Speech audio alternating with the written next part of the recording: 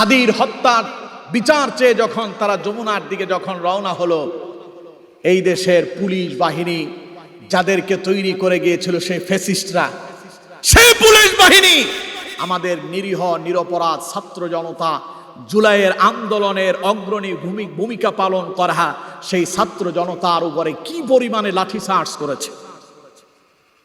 একজন পুলিশকে দেখলাম বেয়াদবের মতো ভাষা ব্যবহার করে বলছে, সে বলতেছে হাদির লাশ নিবি, আয় হাদির লাশ নিয়ে যা।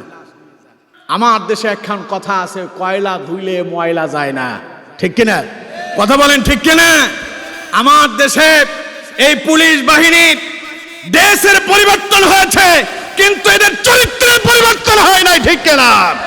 এরা আগে যেমন আমার দেশের ছাত্র জনতাকে পিটিয়েছে, এখনো আমরা লক্ষ্য করেছি আবারও তারা হিংস্র জন্তু জানোয়ারের মতো ছাত্রদের গায়ের উপর আঘাত করেছে, ঠিক কিনা?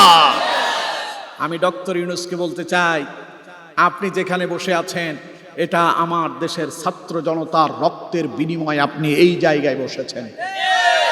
আপনার তো প্রয়োজন ছিল যখন আপনার সেই যমুনার অভিমুখে ছাত্র জনতা যখন হাদির হত্যার বিচার চেয়ে সামনে অগ্রসর হচ্ছিল, আপনি শুধু একটা বিবৃতি দিলেই হয়ে যেত।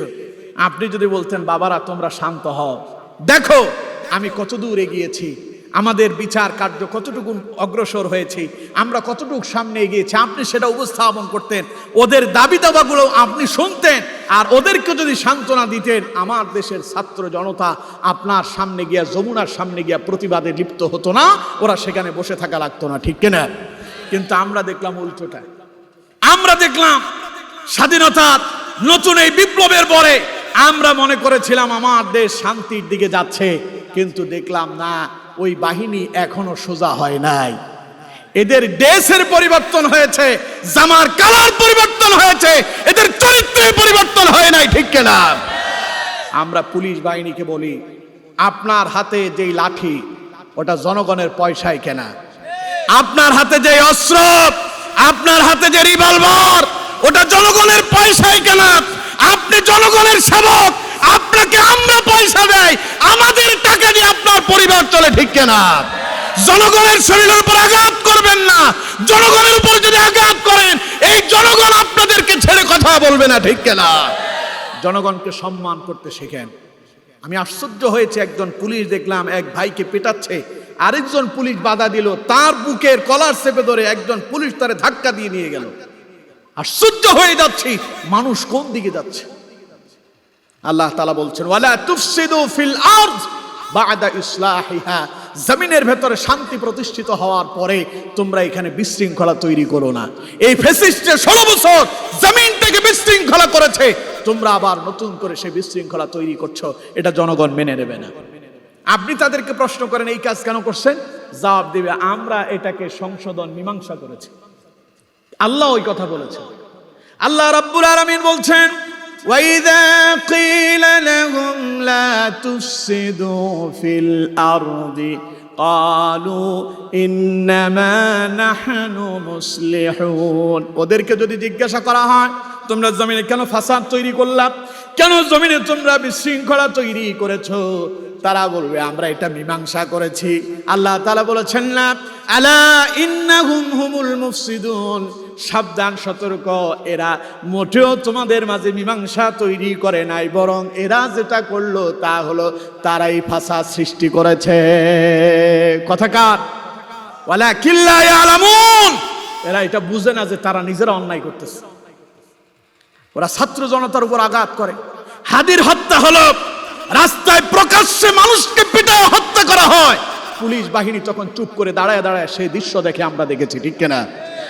যখন গাজীপুরে একটা ব্যবসায়ীকে পিটানো হয়েছে, প্রকাশ্যে পাথর মেরে বুকের উপরে লাফ ঝাঁপ দিয়ে একটা মানুষের মৃত্যু নিশ্চিত করা হয়েছিল, পুলিশ বাহিনী সেখানে দাঁড়ায় দাঁড়ায় দৃশ্য দেখেছে, কোনো বাধা দেয় নাই। আজ ছাত্র জনতা যখন তার ভাইয়ের হত্যার বিচার চায়, তখন তাদের উপর আঘাত করে। তার মানে আল্লাহ তাআলা বলছেন আলা ইন্নাহুম হুমুল মুফসিদুন ওয়ালাকিন লা ইয়ালামুন, এরাই জমিনে ফাসাদ সৃষ্টি করতেছে। আমরা পুলিশ বাহিনীকে ভালোবাসি, এরা আমার দেশের প্রহরী।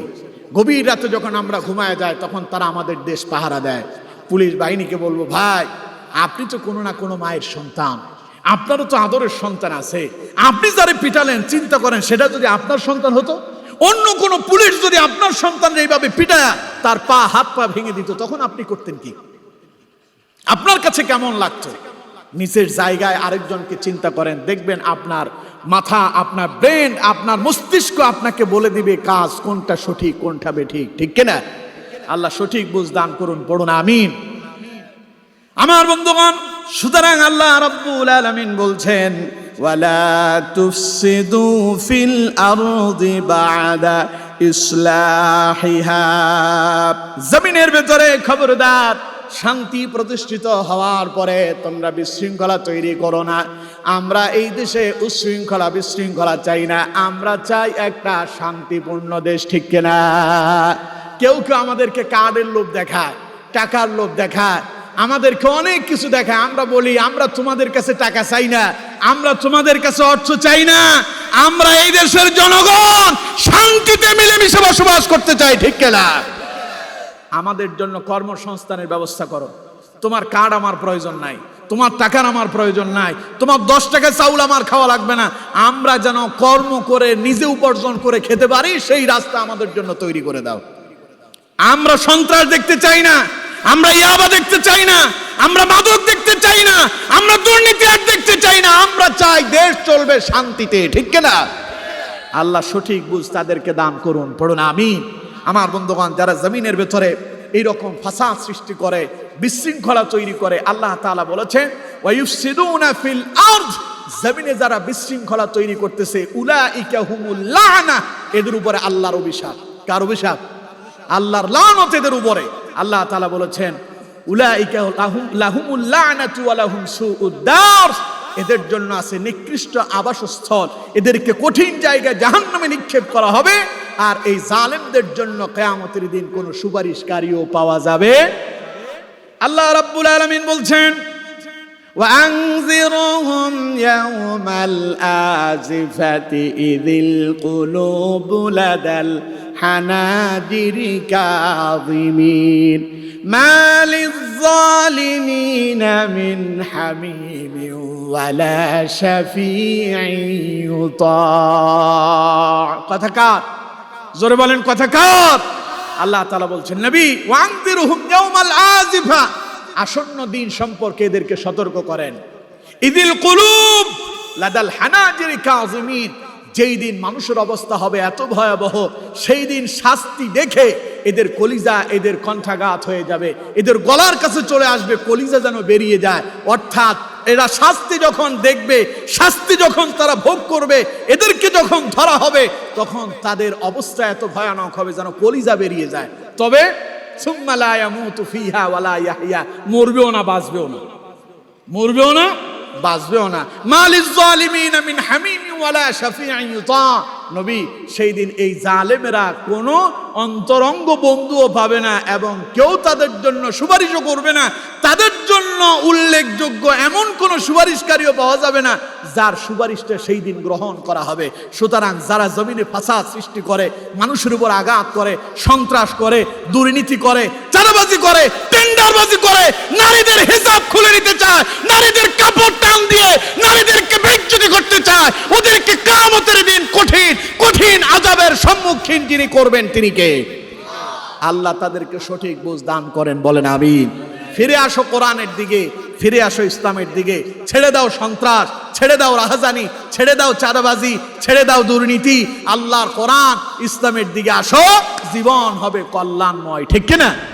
আল্লাহ তাআলা সেই কথাই বললেন ওয়ালা তুফসিদু ফিল আরদ বা'দা ইসলাহিহা, জমিনের শান্তি প্রতিষ্ঠিত হওয়ার পরেও শৃঙ্খলা তৈরি করো না। এরপরে আল্লাহ রাব্বুল আলামিন বলছেন ওয়াদউহু খাওফান ওয়া তামা, আর তোমার আল্লাহকে তুমি ডাকো ভয় এবং আশা নিয়ে। অর্থাৎ ভয় থাকবে অন্তরে জাহান্নামের, আশা থাকবে জান্নাতের। কাজ করো জান্নাতের, জাহান্নামের কাজ থেকে বিরত থাকো। যেই কাজ করলে জান্নাতে যাওয়া যাবে সেই কাজে লেগে যাও।